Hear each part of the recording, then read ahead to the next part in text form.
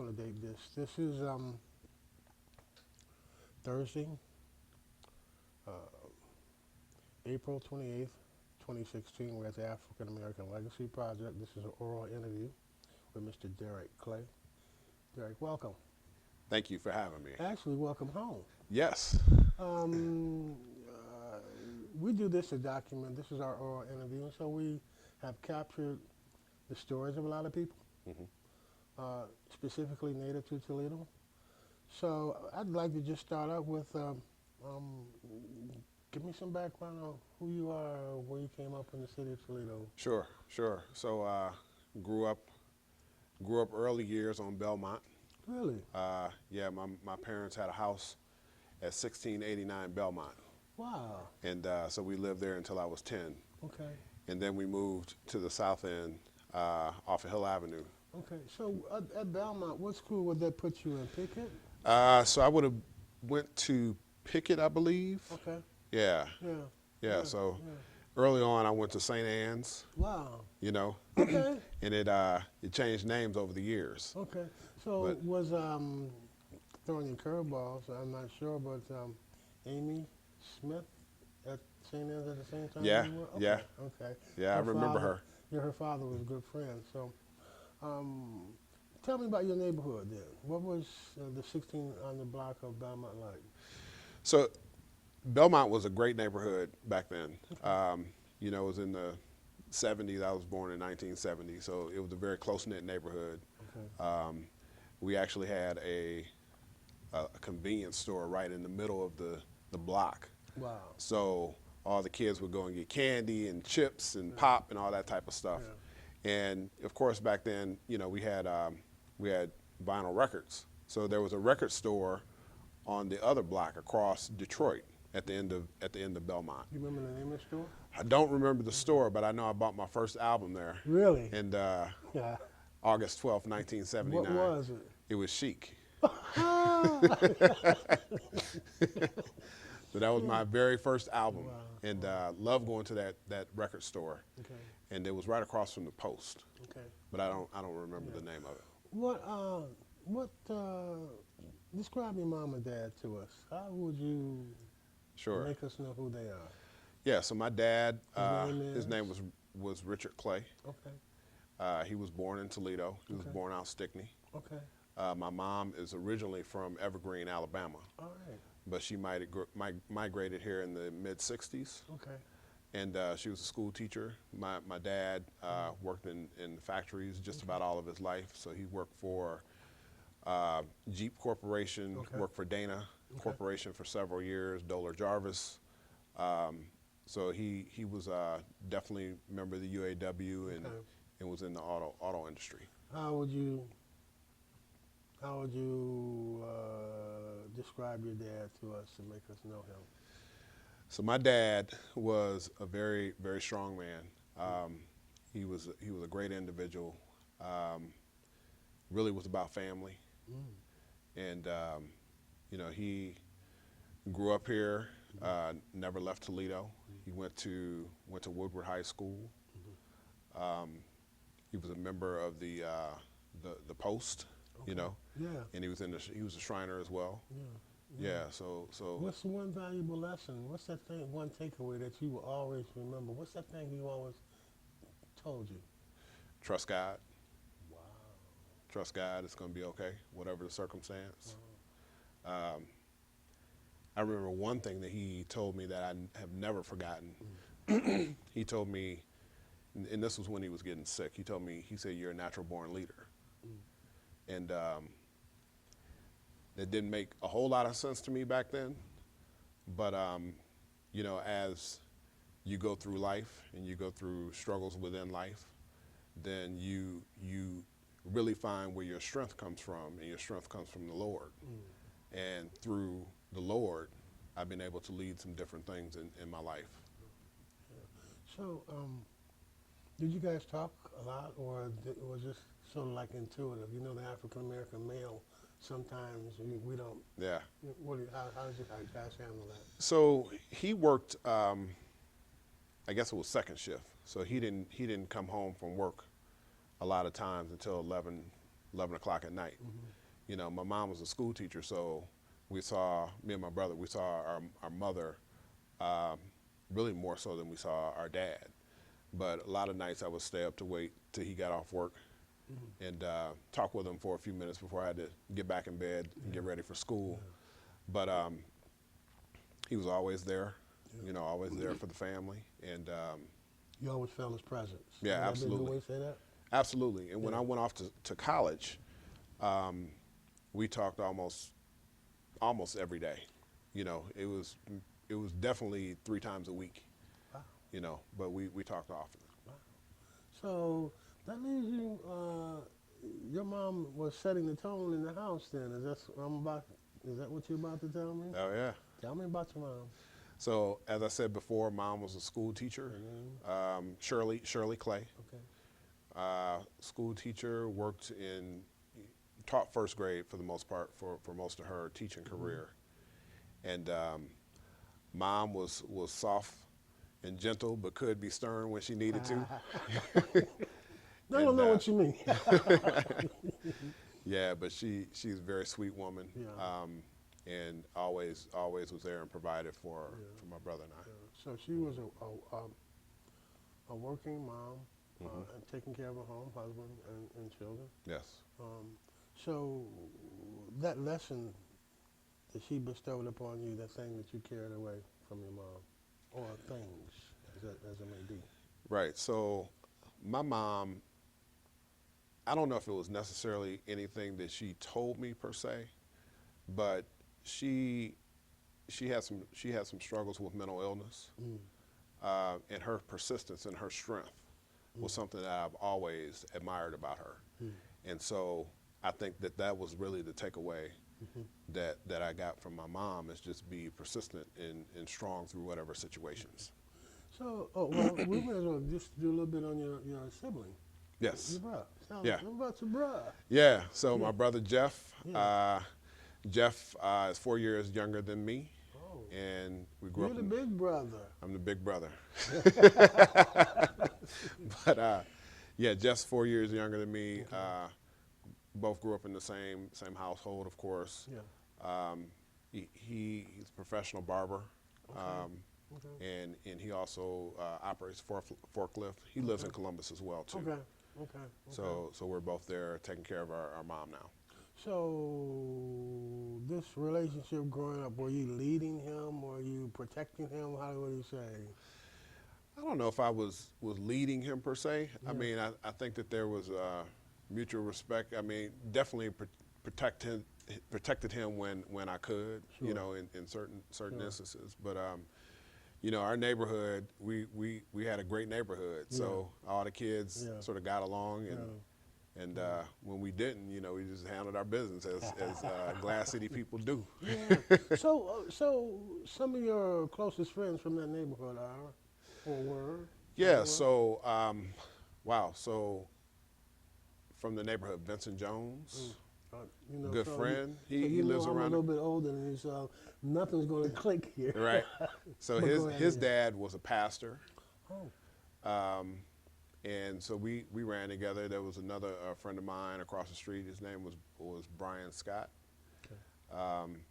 and you know we were friends growing up. Ryan Glaze, the Glaze family, Okay. were good friends. So there was a number of people from around the neighborhood. We just all kind of ran You together. ever run into any of these people or talked to them since you've left town, or as you left Belmont? Do you still stay connected, or how does that work? I know you're Well, a busy person. So. Well, everybody keeps up technology-wise. Yeah. I don't talk to them every day Okay. at all. You know, matter of fact, I just talked to Vincent today because it was his birthday. Wow. So Wow. I made sure I reached out to him. But, you know, technology has made it easy to keep in contact even when you're not necessarily in contact, if that makes sense. So your educational experiences, you said St. Anne's. Was that your foundation? Was St. Anne's that foundation for you, or otherwise? Not really. I went to St. Anne's until 3rd grade, Okay. and then I was product of the Toledo Public Schools. Okay. So went to Kaiser for elementary school, McTighe for junior high, Okay. and went to Macomber Whitney for high school. Okay. Hmm. What was the choice on Macomber Whitney? What was that about? Well, I wanted to learn. I wanted to learn a trade for one. Okay. You could do that at some of the other high schools, but I'm a big proponent of vocational education. But wait, you're a proponent of that now, but in high school, going into high school, you were thinking that way because. Well, there were just so many things that you could choose from. Mm. You know, I went into data processing, but if you wanted to be an auto mechanic, you could learn that. If you wanted to learn how to fly a plane, you could do that. If you were into nursing, you could do that. So it was so many different professions that you could learn about at Macomber. You know, they had they had their own restaurant, which I just thought was fascinating at the time. Yeah. You know, so I think that that's what drew me to Macomber. And then, you know, I had a couple buddies that went that way as well. So, and I just wanted to learn and meet some new people. Okay. Okay. So, if you go on vacation, how did this college aspiration kick in? I'm just curious. So I always wanted to go to college. I knew I wanted to go to college. And actually, the way I got to the University of Akron was almost by accident. I looked at a number of different schools, University of Toledo, looked at Bowling Green, looked at Eastern Michigan, and I was over at a friend's house, and there was a brochure for the University of Akron sitting on the floor. And so I picked up the brochure, and I'm looking through it, and they started talking about their communication program. And at the time, I wanted to be in broadcast journalism at the time. So I sent the reply card back. They said, come on out for a tour. So me and my mom went over to Akron and went to a tour, and there were a couple of people from Toledo that went there and had good experiences. So when I got there, I just felt like that was home for me. It was a very welcoming campus, and I loved it from the minute that I stepped foot. So that's how I ended up there. You first shot away from home. There was you adjusted right away. I don't think any college student adjusts right away, Okay. but I quickly adapted. Oh, you learned that you couldn't go to the refrigerator when you wanted to. Right, First of right, all. that was tough. Yeah. Yeah. So, going in, you went into as broadcast journalism, but you came out as. So, graduated with a degree in business and organizational communication. And I felt like that would give me a little more latitude, if you will. I didn't quite know exactly what I wanted to do. I thought I wanted to be in the broadcast journalism. And when I researched that a little more, decided that was something that I did not want to do. But the communication degree and combined with the business degree, that was appealing to me. Okay. Okay. You accomplished that. Did you return to Toledo? So I actually thought about returning. In my junior year of college, my father passed. Wow. And so going into my last year of school, you know, I was thinking, well, I'm gonna finish school, and then I'm gonna come home and help mom. And actually applied to a few different positions here, actually got a job at a radio station. So I was gonna sell advertising during the day, and they were gonna put me on the air in the evening. But then I got a job offer from a company out of Chicago. And so that became really appealing because Chicago was one of the places that I thought I wanted to be. And as God works, out of the blue, I get a call from Representative Vernon Sykes' office. Wow. And one of my fraternity brothers was an aide in his office, just got a new job.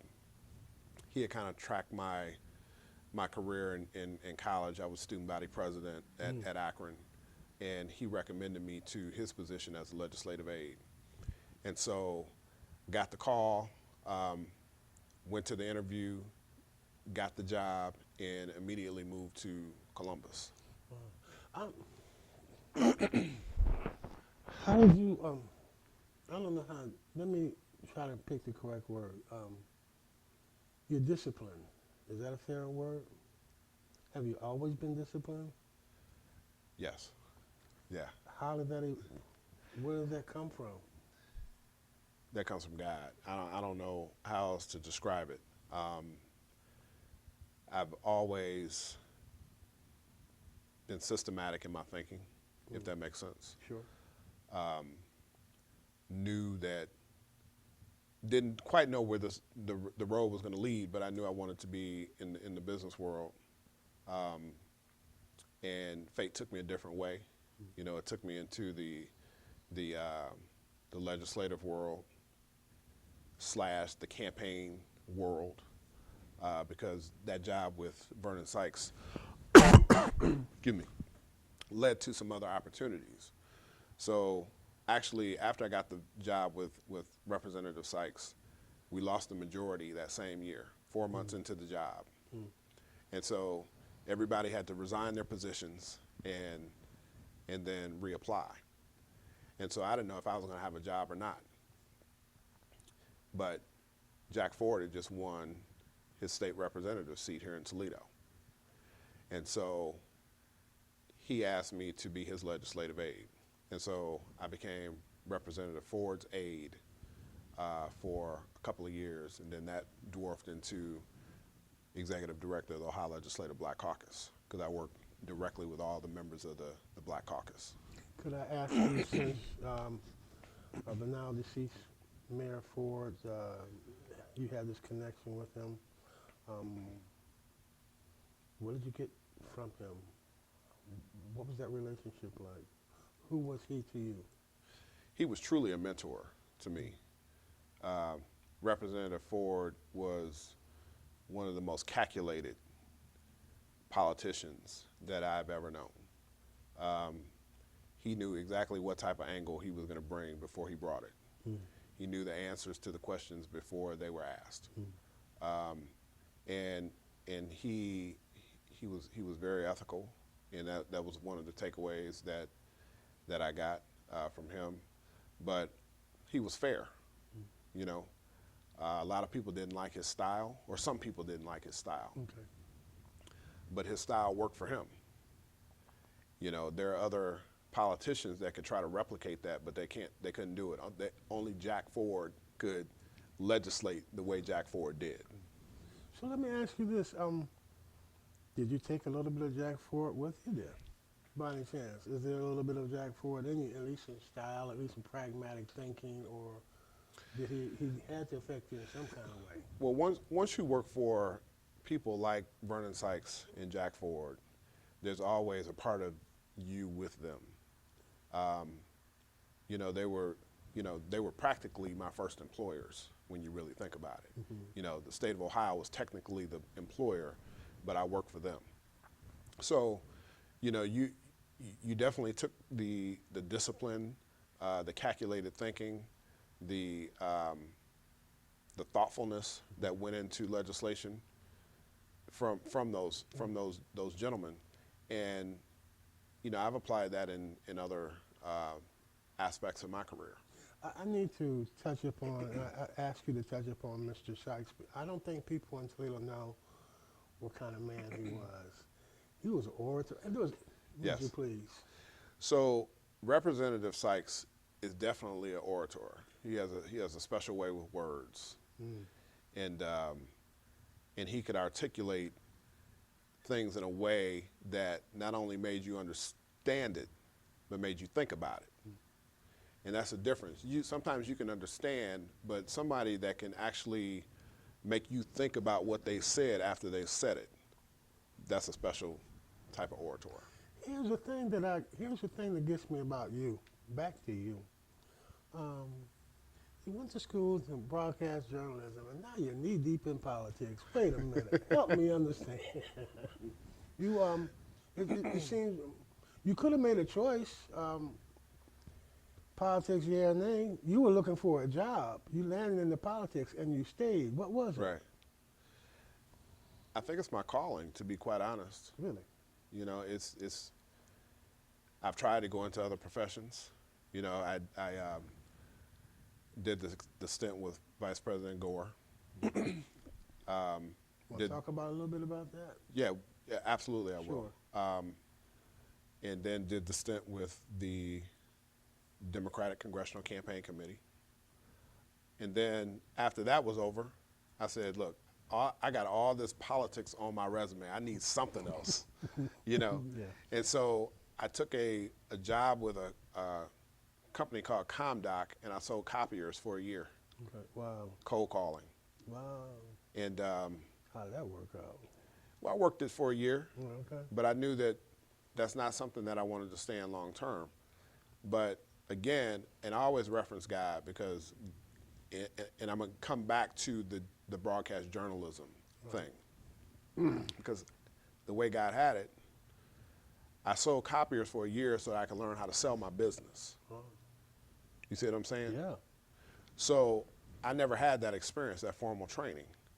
I just knew how to do things people told me and do them well. You know, I've always been an initiator, so I try to initiate things that I thought I could handle in the political world, but never had any formal type of sales training.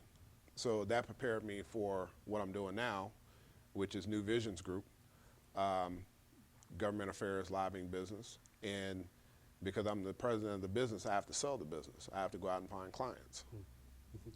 So, you were, before we go into what you actually function, do a little bit of the whole Gore experience. That which took you to the national level. Yeah, I think that's what I'm asking. Sure.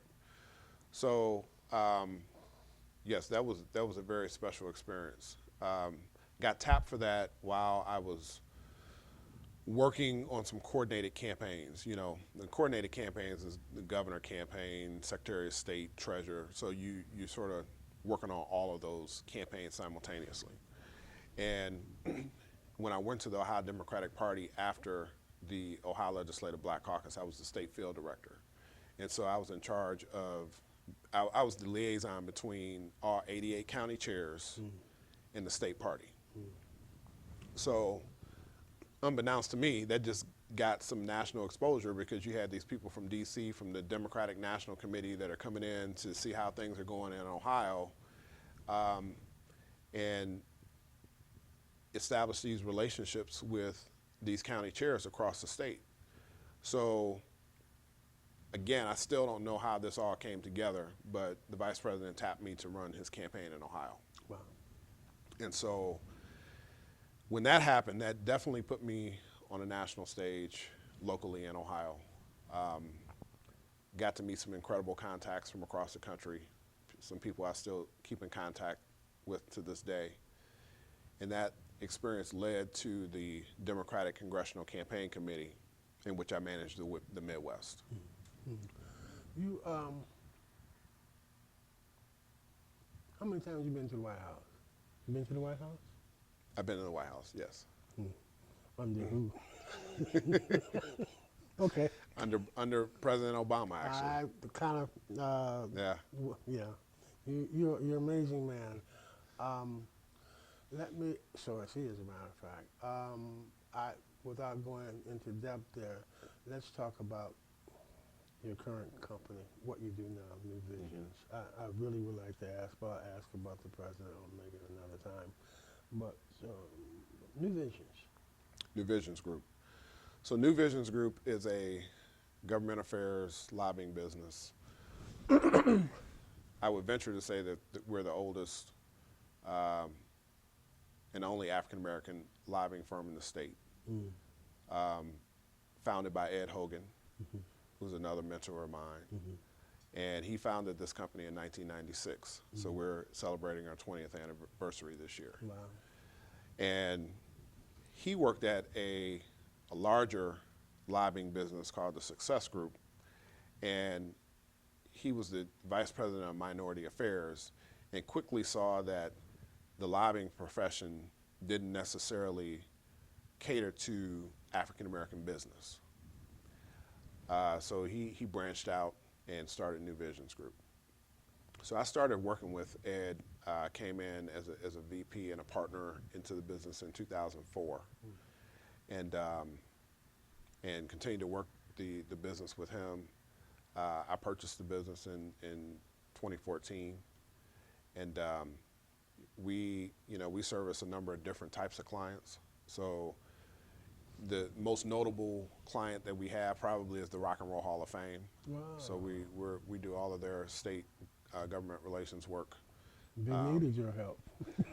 So that's a special client. Yeah. We work with AT&T, so we've been a part of their lobbying team for almost 20 years. Wow. We do work with Medical Mutual. Okay. We have a tow truck company that we work with in the city of Dayton that also has a presence in Cleveland.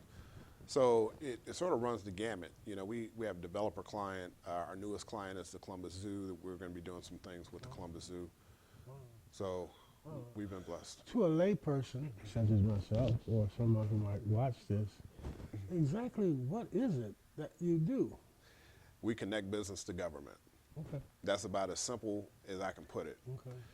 We assist with government relations. So if we really have 4 core services, which is government relations, lobbying, business development or procurement, and strategic political counsel. So a company might come to us and say, hey, we need some assistance with a bill that's going through the legislature. We don't like this provision of the bill, so can you help us either remove it or neutralize it? And so we'll start going to work with the legislators and explaining why this particular piece of legislation is not good for, X, Y, and Z constituents. And we may offer some alternative language that we can put into the bill in the form of an amendment. Or we'll just try to kill the bill. And then sometimes, we're advocating for a bill. So that's one aspect of it. Another aspect is through government relations, a company may be an out-of-state company and they don't have any connections in Ohio or a particular municipality. Yeah.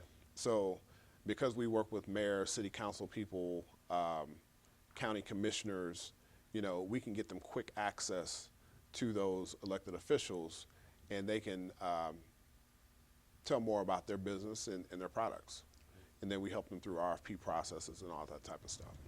Here's the thing that gets me.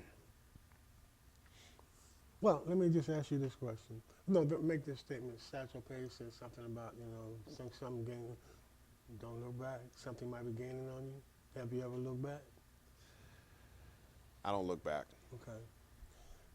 So then you are sitting in a position now that you could not have forecast when you came out of St. Anne's or Macomb or No. Akron. Not at all. How do you say, hey, this is me, this is how I got here? How do you handle and deal with this Derrick, which is the same person, but if you hadn't planned to achieve, you had planned to arrive somewhere. Had you expected this? I can't plan. Mm-hmm. Does that make sense? I mean, I can plan, I can say that I want to do this, that, and the other, but if that's not my destiny, then it's not going to happen. What are you telling me? You have this very strong religious or background? I just believe in Jesus, and I believe that I believe that my steps are ordered through Him. Okay. And wherever He leads me, that's where I go. Okay. You're not surprised that you're where you're at? Here's this little guy from the 1600 block of Belmont is what I'm asking Right. you. There are probably at least 2 other guys that lived in the 1600 block of Belmont that didn't get there. Not that they're not good persons, and obviously we're pretty sure that they are, but what took you there, Derrick? What took you there? So I will share a story. I'd like to hear it. I'll share a testimony. So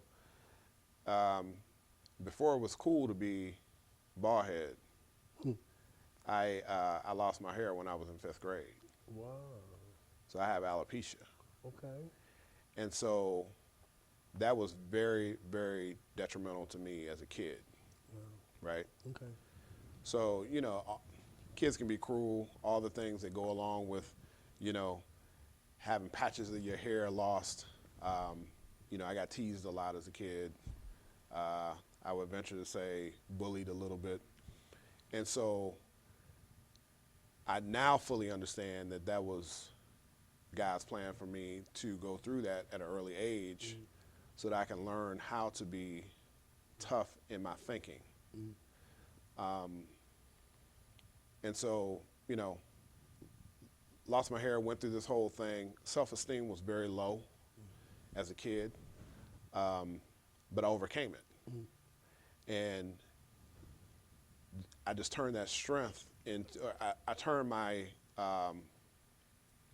my strength going through that experience into my career and my family. I just tried to turn it into a positive experience versus it being such a negative experience at that time. Now I don't even think about it, but as a kid, it was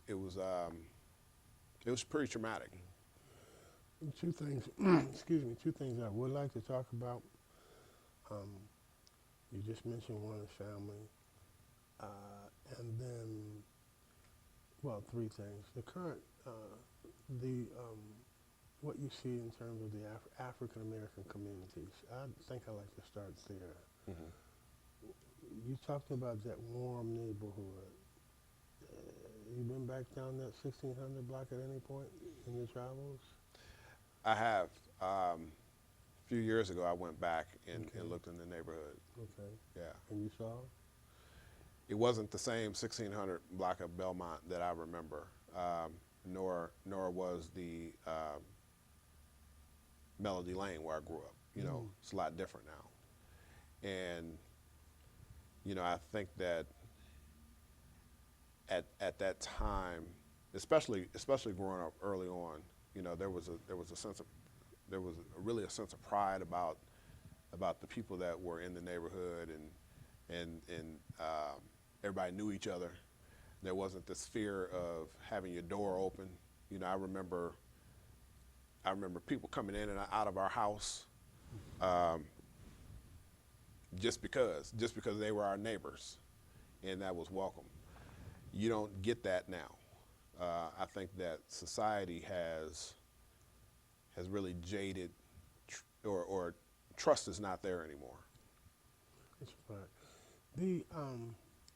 Rather than do this whole on the African American community, this is today you will speak about this specific date on the 28th of April. You'll speak about that whole thing about voting and what it means. First, the vote itself, and I don't know how you're going to handle it, but the impact upon communities. Can you just share a little bit of that with me right now? Sure. Okay. Well, a lot of people don't feel like their vote matters, and your vote absolutely does matter. But I think once we vote, we don't carry out the second piece of voting, which is activism. And so, Voices is an excellent organization to carry the community conversation, because a lot of times we may vote for the person that we want into office. They will get into office, but then we're just happy that they got into office. Yeah. There's no follow-up on it. Right. There's no action plan. There's no, these are the things that we asked you to do when you wanted our vote. But now we're going to make sure that you stay accountable to those things once you're in office. Okay. And finally, I said we wouldn't go in depth here. I just talk about your immediate family. Sure. Would you please? Absolutely. So I'm married. I have twins. Wow. Yeah. Was that good or Boy was and a lucky girl. you, huh? All done or what? I'm done. Yeah. And live in the central city or just near side of Columbus, I thought that was beautiful. neighborhood called Old Town East. Yeah, I thought that was beautiful. And That was it's beautiful. very similar to the old West End Okay. here in Okay. Toledo. Okay. Yeah. How'd you meet your wife? So met my wife actually in grade school, or in junior high. No, junior You high. were a kid. So I met her in junior high. Wow. So we both went to McTighe together, and Wow. you know, Wow. yeah. Wow. Wow. So what are your principles of family that you apply now that may be similar or maybe just a little different? I think each generation picks up some things that they like to do differently. What are those principles that you try to get to coagulate among your family? You know, one thing that I think is important is trying as much as you can to eat together. Mm. I think that that's very important. You know, my mother, every Sunday, we had dinner at the table, at the big table, right? Yeah. And, you know, during the week it was a little more difficult to do that. But, you know, she would prepare dinner for us, or we would prepare dinner, and we would sit together and eat at the kitchen table. And I think through that you get discussion about what's going on in your life, what's going on with your kids. And in this technology world, the more personal interaction that you can have with people that you love is so important. Yeah, yeah. I always say that, well, I told you in the beginning, I think this is chapter one, and I hope that as you traverse the landscape, that we can continue to update your ongoing successes. But I would like to say, is there anything at this point that you would like to share doing this before we close this? Any words of wisdom, things that something that I may have overlooked that you had wanted to share with community? I don't know. Well, I don't know if it's words of wisdom, but what I will say is I think what you are doing with the African American Legacy Project is phenomenal. It's something that's much needed for not only this community, but communities all across the country. Yeah. Because a lot of times we don't preserve our history. And if you don't know your history, then you don't know where you can go. Yeah. You know, we've got several trailblazers. We do a cookout every year at for our company in Columbus. Yeah. And we have the Trailblazer of the Year award. Yeah. And we do that because we feel like it's important that people know who came before them, and who's blazed trails. Yeah. So kudos to you. Yeah. So that's my last parting comment. All right. Well, here's my last parting comment. I think this is my mission over here, but my last parting comment is thank you for coming. Thank you for being on the program today. You could have easily said, "Hey, man," but thanks for embracing us, and Absolutely. hope this day and every day be a great day for you. I appreciate that. All right. Thank you. Thank you, man. Thank you.